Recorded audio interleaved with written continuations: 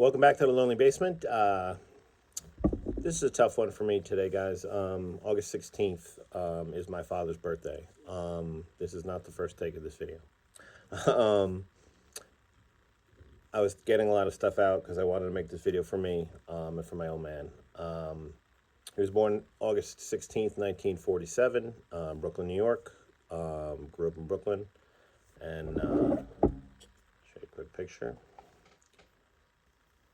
There's me and the old man.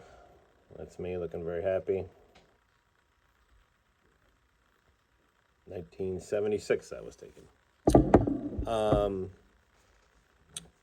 He grew up in Brooklyn, like I said, that idyllic, what you see in the movies, playing stickball in the streets, trying to whack at three sewers. If you don't know what that means, look it up. Going to Ebbets Field with my grandfather and my uncle. They used to get tickets right behind the third base dugout through my uncle. And he used to tell me stories how there's Jackie Robinson, he'd be right there. There was Duke Schneider, he's right over there. There's Carl Erskine, there's Carl Furillo. And he kind of brought into me this nostalgia for a life I never lived, for being alive in the 1950s in Brooklyn and Willie Mickey and the Duke. And it kind of turned into an obsession with baseball. Baseball cards started, you can say they started a lot earlier, but they really got going in the 50s when the kids started collecting them. And I always said if I had a time machine, I'd go back to 1950s Brooklyn. So my father brought that love of baseball in me, that love of baseball cards. Obviously, the Dodgers were long gone when I got a little older, and we were Yankee fans, thankfully. But I always considered myself deep down a Brooklyn Dodger fan, somewhere in there. I collect two types of cards, Yankees cards, and I do collect Brooklyn Dodger cards. I just want to go through kind of my journey a little bit with my dad and just remember him a little bit. Used to coach baseball. There we go. In case I haven't told you 3 or 4 or 5 times, I'm a hoarder, guys, and I have a lot of stuff that I never, that most people might not have. So there's the old man in the black t-shirt there with his puffy 80s hat on. I'm way over there for some reason.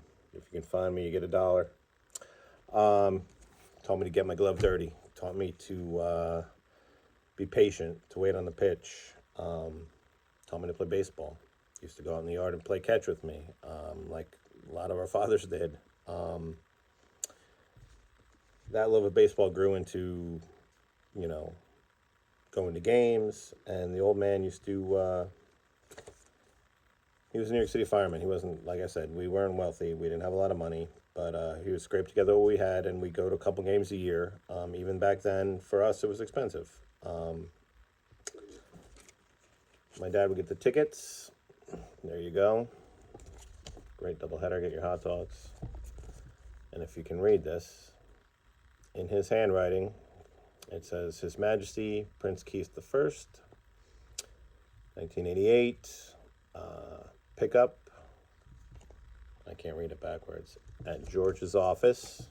That would be George Steinbrenner's office. The price was Frio. Obviously, 4 tickets for me, my brother, my mom, and my dad. And seat location, he wrote A1 tops. The seat locations were not A1 tops, guys. We spent a lot of time in the 600s in the upper deck.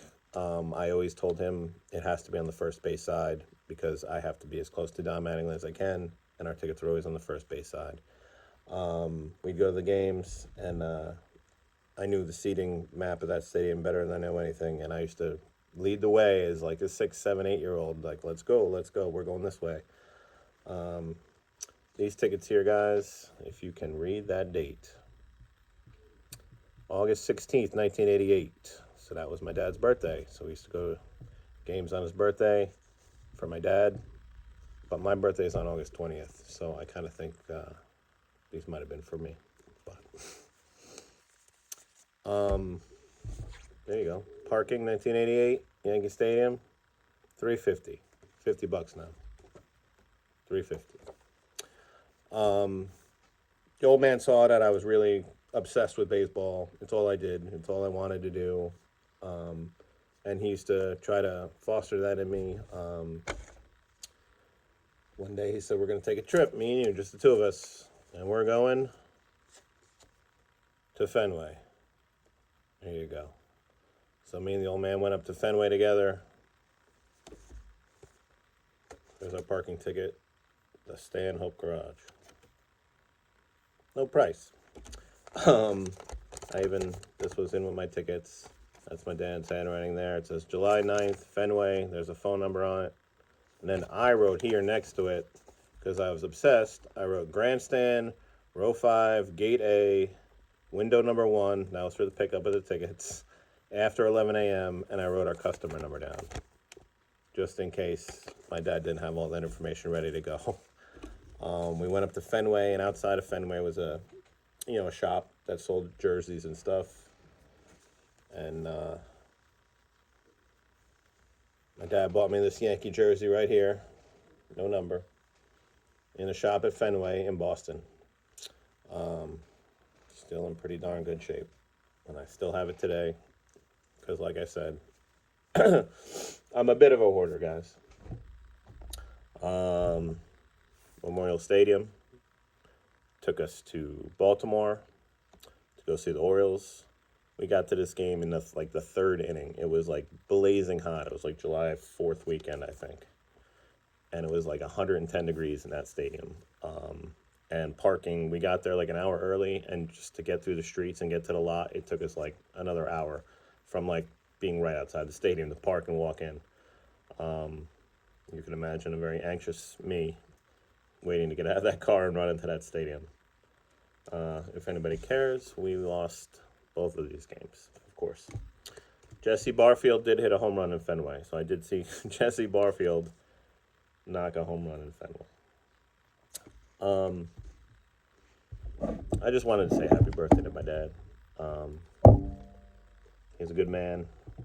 He's a real smart guy. Grew up in Brooklyn, got accepted to the city schools in those days are different levels. If you tested well, you went to the better school. He lasted about 2 weeks in the better school, and they booted him out. He wasn't much for conformity. But yeah, that's my old man. I just wanted to say happy birthday to him, and thanks, Dad, for everything. August 16th, 1947.